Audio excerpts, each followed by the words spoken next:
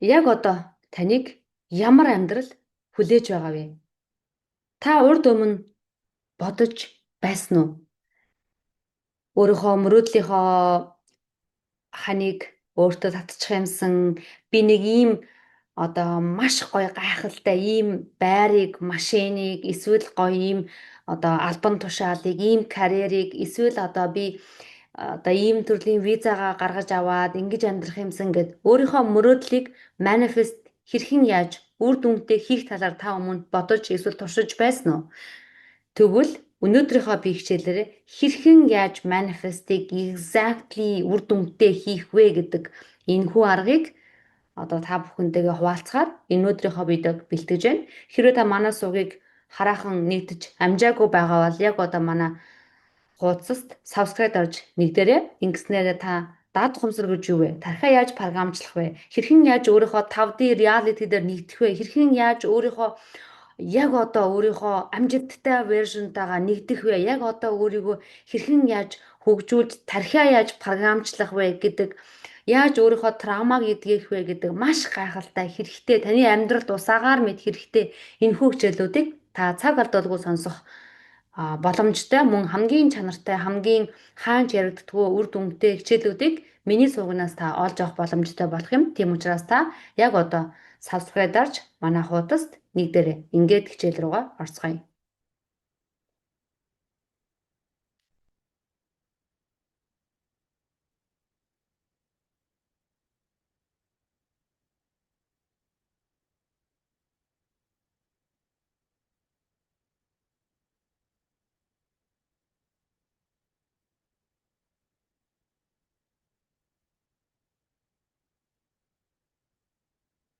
And as soon as I did start listening to his sessions, his books, opened up a whole new level of clarity for me about how manifestation works. It was like I felt things clicking in my brain that hadn't really clicked before. So in this video, I'm going to share with you a key Neville Goddard principle, which if you add it to your manifestation repertoire, can really change your life. And hopefully this will really help you to get the results that you've been wanting to get.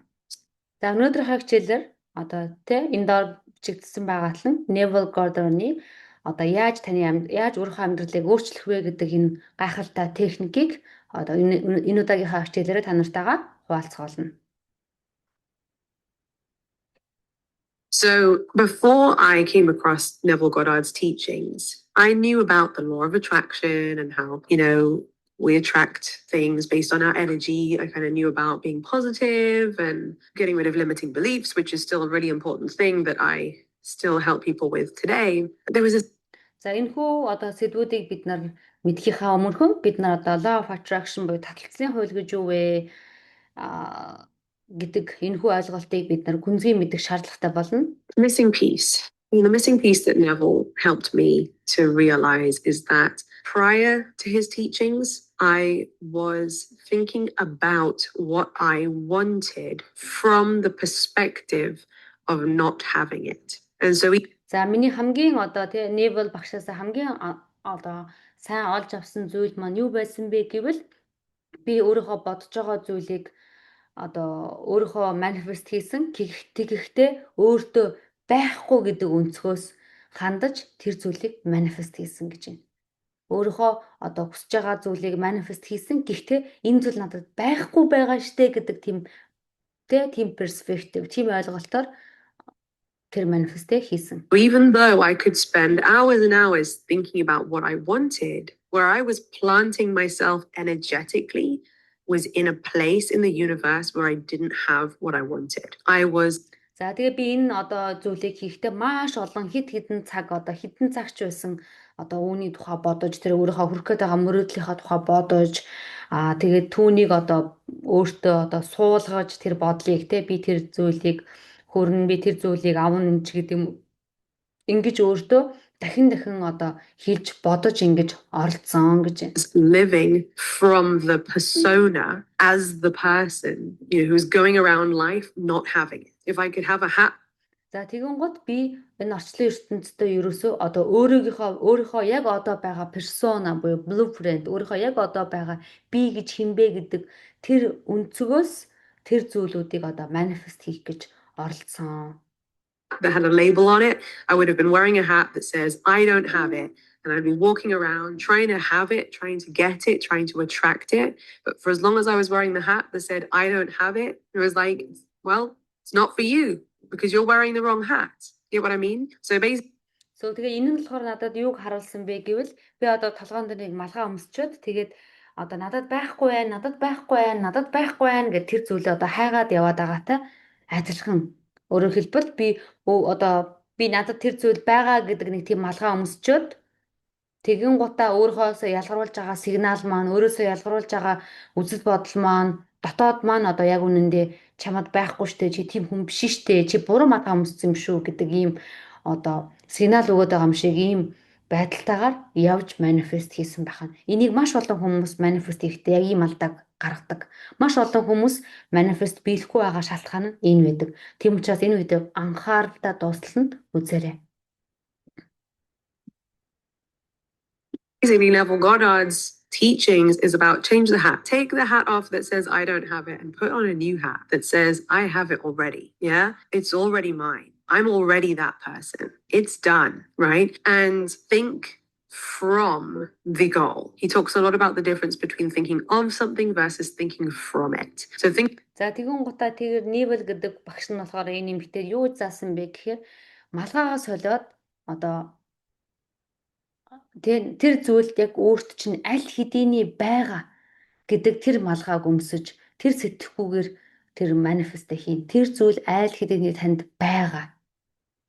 Thinking from it means if you already had it now, instead of planting yourself in this place in the universe where you don't have it, imagine if you could transport yourself and place yourself into a different part of the universe where you already have it now. What would be the difference? What would be. За тэгэн гут одоо энэ хоёр ойлголтын талаар ярьж байна. За нэг нь болохоор бидний хүсэл мөрөдөл бол нэг л зүйл гэхдээ хоёр өөр ойлголт. Нэг нь болохоор яг одоо танд тэр зүйл байхгүй, яг байхгүй гэдэг өнцгөөс тэр үзэл бодлоос та өөртөө тэр одоо хүсэл мөрөдлийнхөө байшин ч юм уу, тэр хүсэл мөрөдлийнхөө тэр машин, тэр мөрөдлийнхөө тэр зүйлийг суулгах гад байгаа тэр нэг ойлголт. А нөгөөх нь болохоор тэр зүйл танд аль хэдийний угаасаа байгаа гэдэг энэ өөрийнхөө тэр гэдэг энэ ойлголтоос тэр зүйлийг манифест хийх бол хоёулаа хоорондоо ялгаатай. Be the difference in how you feel? What would be the difference in who you feel that you are? What would be the difference in how you feel today about life, about yourself, about just how you would feel in your body in general? What thoughts, what action, what would you be doing if you were there instead of here? And so Neville.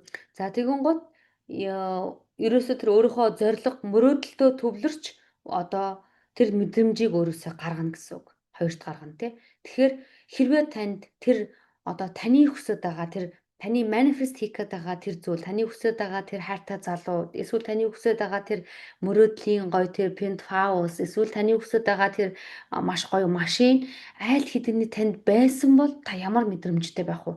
Та ямар үг амнаас унах уу? Таны үйл хөдлөл ямар байх вэ? Таны бодол ямар байх вэ?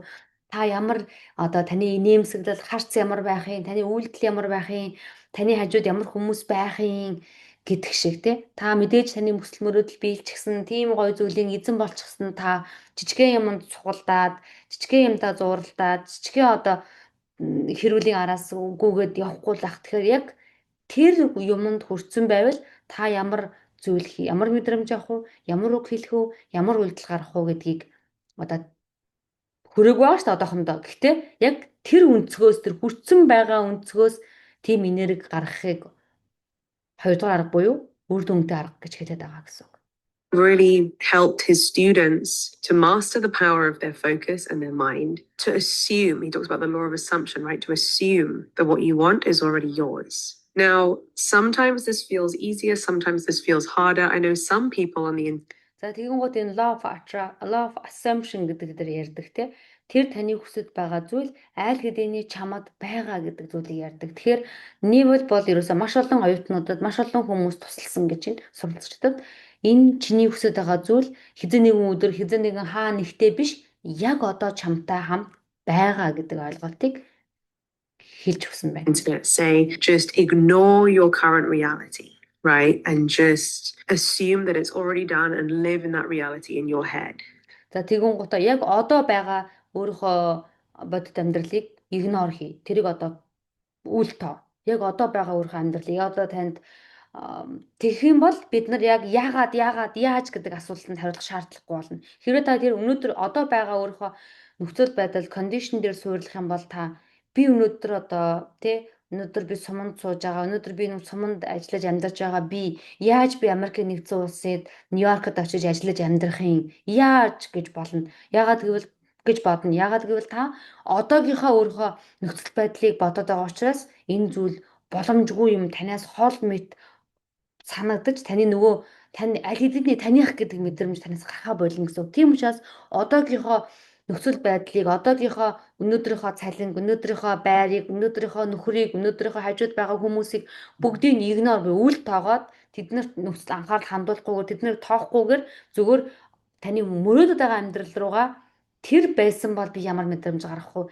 Би Америкт байсан бол би өнөөдөр Нью-Йоркод хүссэн бүхнээ аваад тэнд аз жаргалтай амьдраа явж исэн бол миний үг хүлдэл ямар байх вэ? Миний хэл яриа, үс гизэг одоо миний мэдрэмж ямар байх вэ гэдэг зүйлүүдийг гаргахыг хэлээд байгаа гэсэн. And that sounds great, but I've tried that and I found it really hard because guess what? You open your eyes, you're dealing with whatever it is that you're dealing with. Your current reality can be pretty distracting when you're trying to stay in your imagination, right?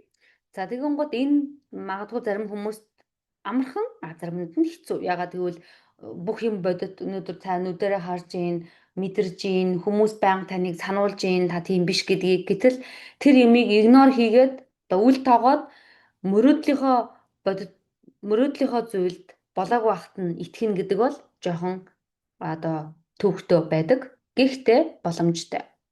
So let me know in the comments if you've ever tried that and kind of struggled with it yourself, because it's easier said than done. Maybe we can aspire to be these true masters of our mind where we can still go around our day to day while being totally, delusional in our minds, ignoring our present reality. Some people do it more easily than others. But the good news is, even if За зарим хүмүүс маань бодож байгаагаасаа илүү амархнаар зарим хүмүүсийнхаас илүү амархнаар энийг хийж чаддаг гэж байна. Өөрөөр хэлбэл тэд нар одоо байгаа зүйлд анхаарал хандуулахгүйгээр яаж гэж бодохгүйгээр яагаад гэж бодохгүйгээр зүгээр л одоо өөрийнхөө хүсэж байгаа зүйлийг аль хэдийн өөрийнх нь гэдэгт итгэж өөрийнх нь байсан бол ямар мэдрэмж гарах вэ гэдгийг гаргаж зарим хүмүүс амархан чаддаг гэж байна.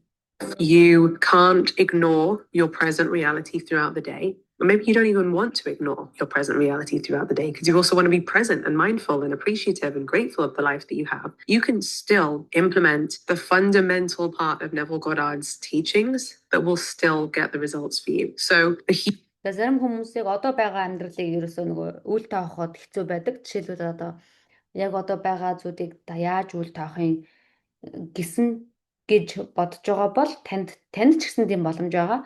Тийм fundamental гэдэг чинь тийм фундам, тийм basic ойлголтууд одоо Neville гэдэг багшийн зааж өгсөн тийм basic ойлголтуудыг одоо би танд заагаад өгье. Тэрүүгээр бас хэсэг оюутнууд бас амжилтанд хүрсэн гэж. Huge part of what Neville would talk about is that every night as we drift off to sleep, when you're like in bed, have you ever had those moments where you're like, "Ooh, was I thinking or was I dreaming or am I asleep? Did I just fall asleep? No, I'm clearly not because I'm still here. I'm kind of awake." За тэгэн гот Neville гэдэг багш юг заасан бэ гэвэл хэрвээ та өөрийнхөө яг одоо реалитиг игнор хийж үл тоож чадахгүй, стил надад байхгүй штэ гэдэг мэдрэмжээ ингээ гаргаж чадахгүй байгаа штэ гэдэг мэдрэмжээ гаргаж чадахгүй байгаа бол энэ аргыг хэрэглэх гэсэн байна. Орой унтах буюу яг одоо ингээ зөөрмөглээд яг ингээд унтах сэрх хоёрын зааг дээр очиод яг ингээд бүр нэг зөөрмөглээд явж байгаа үедээ одоо би сэрүүдүүгүй юу, би зүүдэлж гинүүгүй, би сая унтсан уугүй юу гэдэг яг энэ мэдрэмжэн дээр гэсэн үг. So you're in between, right? You're not fully awake. You're also not totally asleep yet. You're drifting. Та яг одоохондоо унтааг байгаа. Гэхдээ та яг одоохондоо бас сэрүүн биш байгаа. Яг энэ хоёрын зааг. When you're in that state, your brain is moving through different frequencies. And as it does so, your subconscious mind becomes a lot more open, susceptible, impressionable than it. За тэгээ яг ингээд яг энэ зааг дээр ирэнгуут бид нарын одоо тархины долгиомж маань улам ингээд намжаад нөгөө бетагаас альфагаас бүр цаашлаад тета руу ингэж явж бид нарын тархины долгиом маань буурч эхэлдэг байгаа, намжиж эхэлдэг байгаа. Тэгээ энэ үед бид нарын далд хумсар нэгдэж бид нар нөгөө өсөж байгаа зүйлээ далд хумс руу оруулах тийм боломж үүд хадгана нэгддэг байгаа. Ever is during the conscious waking day. And so essentially, that is the best time of day for you to think from your desired reality, to transport yourself into your desired reality, and to imagine and feel like you're there now. Энэ болохоор бид нарын боломж. Бүхэл өдөржин та тэр мэдрэмжийг гаргаж байхгүй зүйлийг байгаа юм шиг бодлогож явах нь танд одоо хэцүү байгаа бол яг тэр унтах үед одоо сэрэг хоёрын зааг дээр байгаа үеийг ашиглаад яг тэр үед өөрийнхөө нөгөө нэг хүрх гээд байгаа мөрөөдлийн зүйлээ төсөөл мэдэр яг одоо байгаа юм шиг тэр мэдрэмжүүдийг бүр өөрөөсөө гарга дууг нь сонс амталж байгаа юм шиг мэдэр ямар амттай байх уу ямар өнгөтэй байх уу гэж мэдэр.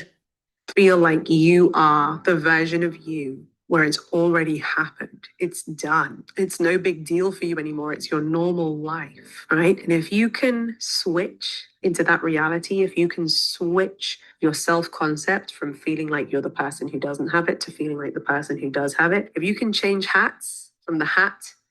За тэгэхээр тэр одоо нөгөө тэр зүйл маань надад аль хэдийн байгаа. Би угаасаа тэр хүн энэ бол надад нэг тийм том асуудал биш. Би одоо энэ мөрөөдөлтөд одоо жишээлбэл таны мөрөөдөл одоо гоё тийм Penthouse-та болох байлаа гэхэд Penthouse-та амьдрах бол нэг тийм мөрөөдөл биш. Энэ бол надад угаасаа байгаа гэдэг. Энэ мэдрэмжийг гаргаж орой унтахаасаа өмнө үүнийг мэдэрч төсөөлж чадах юм бол нөгөө түрүүнийхээ нөгөө буруу малгайг өмсөд надад байхгүй гэдэг малгайг өмсөд явах, надад байгаа гэдэг малгайг өмсөд төсөөлөд явах хоёр маань одоо яг энэ дээр Oh, I don't have it, to the new hat of it's done, it's already mine. You can put that hat on as you drift off to sleep. Then it goes straight into your subconscious, and your subconscious mind will rehearse and digest and process those last waking thoughts all night long.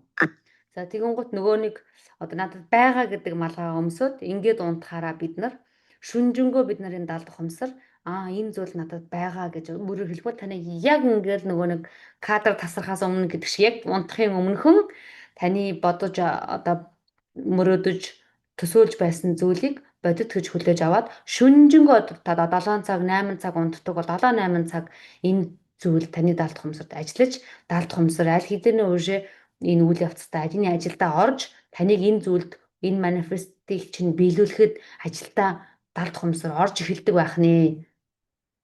And Neville said that then you wake up the next day thinking you're a free agent, thinking you're totally in control of your thoughts, your decisions, your actions of the day, not realizing that actually who you wake up as the next day was predetermined by your concept of self, by who you felt you were as you were drifting off to sleep the night before. It's wild, right? So it's like, isn't this exciting? I love this technique because we're going to sleep every night anyway. You're lying in bed. За тэгэнгუთ өглөө бид нар сэрэхтэй тэр өмнөх оройн бид нар хэн байсан, өмнөх оройн бид нар юу бодож исэн гэдэг тэр мэдрэмжтэйгээр сэрдэг. Тэгэхээр биднэрт ямар ч байсан бид нар өдөрт бол нэг удаа унтах маань үнэнтэй. Тэгэхээр биднэрт өдөр болгоон тэрийг өөрийнхөө мөрөөдөд байгаа зүйлийг бодит болгох, түүний төсөөлөх боломж өдөр болгон байгаа л гэсэн үг. Every night anyway. What are you going to think about? Okay, well, what are we, worrying, regrets, stress, worst case scenarios?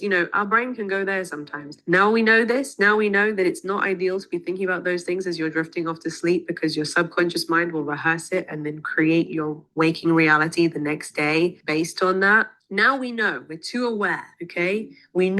За тэгэнгუთ одоо жишээлбэл тэр харамсах өөртөө итгэлгүй бай, амьдралд нь болж байгаа муу зүйлийг бодох гэд энэ зүйлүүдийг одоо бид нэр ойлгож авлаа. Унтахын өмнө бодож болохгүй гэдгийг, унтахын өмнө энийг ерөөсөө толгоонд авч хэлэлцэж ерөөсөө оруулж болохгүй. Унтахын өмнө таагүй мэдээж сонсож болохгүй. Яагаад гэвэл далд хумсар маань унтахын өмнө ямар мэдээлэл байна, тэрийг хэд дахин үржүүлээд өглөө нь таны амьдралд аваад ирдэг байх нь товчхоноор хэлэх юм бол know too much to let ourselves think all kinds of messy, dark thoughts as we're drifting off to sleep. Now you know that instead, the best thing you could do is transport yourself to your desired reality, to think about the goal that you want to achieve, and then think about it, how it would feel as if it was already done. There's a few different ways you can do this. За тэгэхээр одоо бид нараа өнөөдрөөс эхлээд хийх ёстой ажил болохоор яаж би одоо тэр мөрөөдөл маань тэр одоо миний хүсэж байгаа тэр манифест хийгээд байгаа зүйлдээ би аль хэдийн хүрчихсэн би ямар байх вэ гэдэг одоо энэ дүрд орж эхлэх нэ. Яг нөгөө нэг кинонд жүжигчд тоглодог шиг яг тэр мөрөөдлийнхөө амьдралыг амьдарч байгаа тэр дүрдээ та орж эхлэнэ гэсэн үг. If you want some real life examples, one is you can create a very short, simple scene in your imagination. You could imagine yourself walking into a particular room and experiencing what is in that room. You could imagine a moment in your reality where you're just sat enjoying, feeling relaxed, feeling that sense of relief, feeling that fulfillment. За тэгэхээр яаж хийх вэ гэвэл та одоо бүхэл тэр зүйлийг биш ядаж нэг тийм өөрийнхөө тэр үзэгдлийг бий болгоно. Жишээлбэл одоо тэр мөрөөдлийнхаа тэр фент хауста та амьдарч байхад галтгоонд нь ороод ирэхээр галтгоон ямар дизайнтай байхын ингээ хурж үзэл ханаа нь одоо тэр шкафны тэр тавцнаа нь ямар материалаар хийгдсэн байхын зөөлөн байх юм уу хатуу байх юм уу хажууд нь хин хэлж яхахын хүүхдийн инээлдсэн дуу сонсогдож байх юм уу үгүй юм уу гэх мэтчлэн яг ингэж тийм үзэгдлийг өөртөө бий болгож аваад тэрийг ингээд төсөөлөж түүн дотор орно. Зүгээр харах биш зурдаар харж байгаа юм шиг харахгүй тэрийг мэдэрнэ.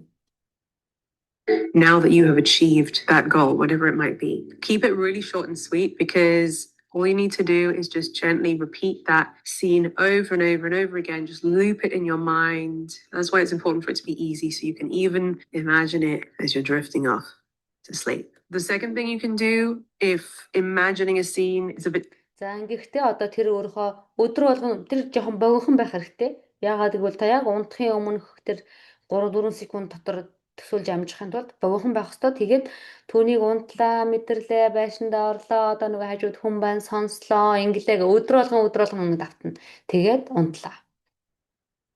Bit tricky for you because it's a bit tricky for me sometimes. By the way, I have tried it with that visualization way. And then 6 weeks later, I walked into a room that was exactly like the vision in my imagination. It was bonkers how that happened. And talk about that in another video. I'll link it up here. But yeah, like I said, if visualization isn't your jam, then another way you can do it that works just as well is to actually use the fact that you can feel the bed underneath you, right? You're lying in bed, you can feel the pillow, you can feel the mattress, you can feel the sheets, and imagine that that bed that you can feel is actually a bed in your desired reality. So what would be different, right? Maybe you're in the same home, but there is, for example, for me, I imagined a residency card on my bedside table when I was manifesting my residency card, or a baby in your belly, or a ring on your finger, or a partner sleeping next to you.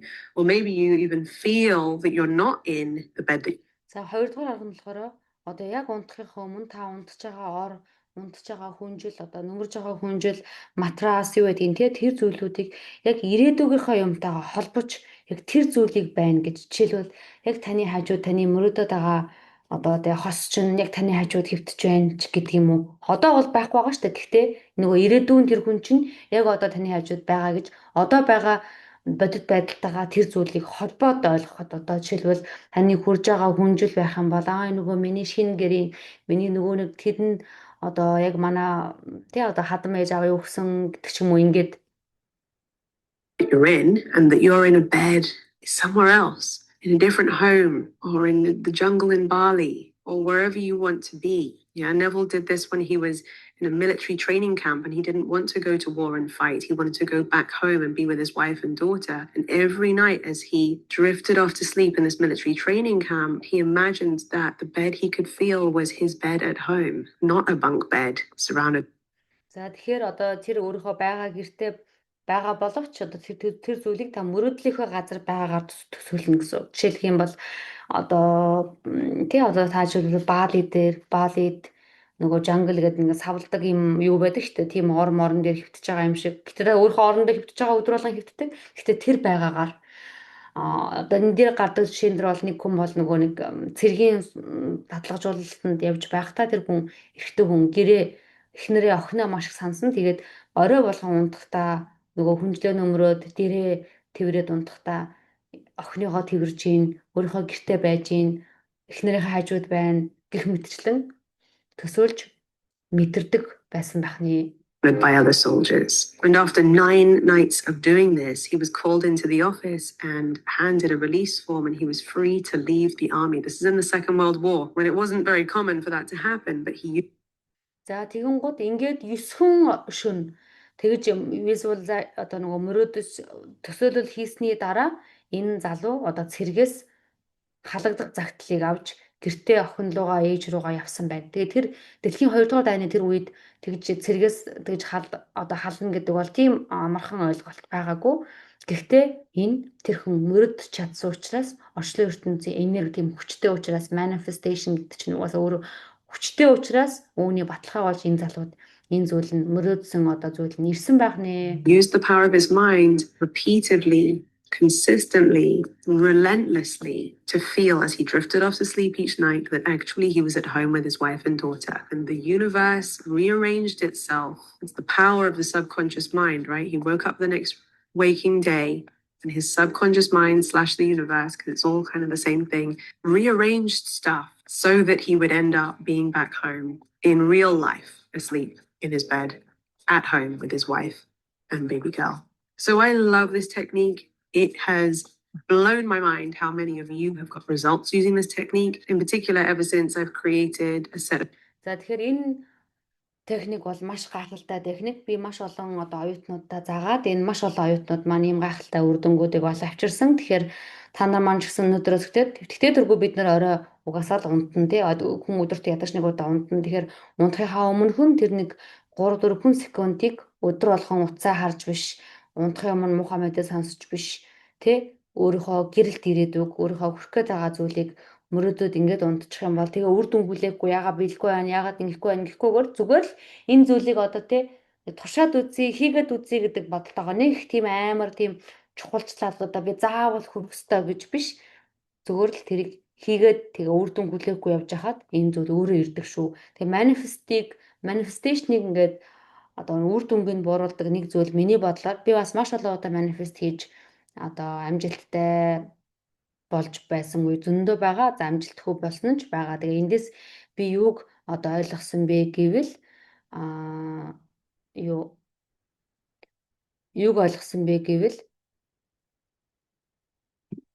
юуг ойлгосон бэ гэвэл бид нар ерөөсөө нөгөө нэг тухайн зүйлнээс үр дүн хүлээж болохгүй юм байна. Ерөөсөө үр дүн хүлээх юм бол manifestation ерөөхдөө одоо нөгөө фейлдэх магадлал айгүй өндөр байдаг юм байна гэдгийг бол ойлгож авсан. Тэгээд нэг тийм акцент өгвөл би заавал тэгнэ гэдэг юм бас тавих юм бол эсэргүүцлийн энерги бас гарч ирдэг юм байлээ. Энэ бол миний яг туршлагаас үүссэн зүйл. Жишээлбэл одоо би заавал Америкийн нэгдсэн улсын виз авах хэрэгтэй. Би заавал одоо Америкт очиж амьдрах хэрэгтэй. Би заавал виз амжилттай авах хэрэгтэй гэдээ ингээд их юм бол нөгөө заавал гэдэг юмд санаасаа нэг тийм эсэргүүцлийн бас энерги одоо нөгөө эн чинь бас нөгөө контрол болох гэдэг чинь хянах гээд байна.